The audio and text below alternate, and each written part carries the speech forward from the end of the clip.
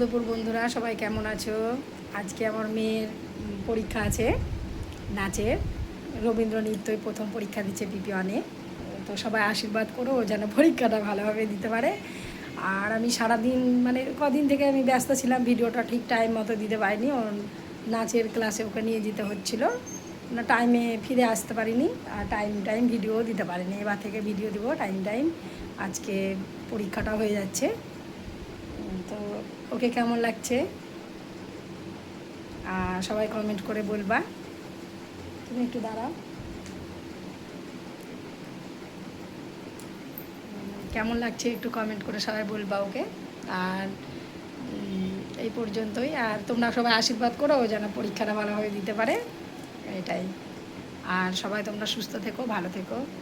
এখন আমরা বেরিয়ে পড়বো মা মেয়েতে। ঠিক আছে, বাই।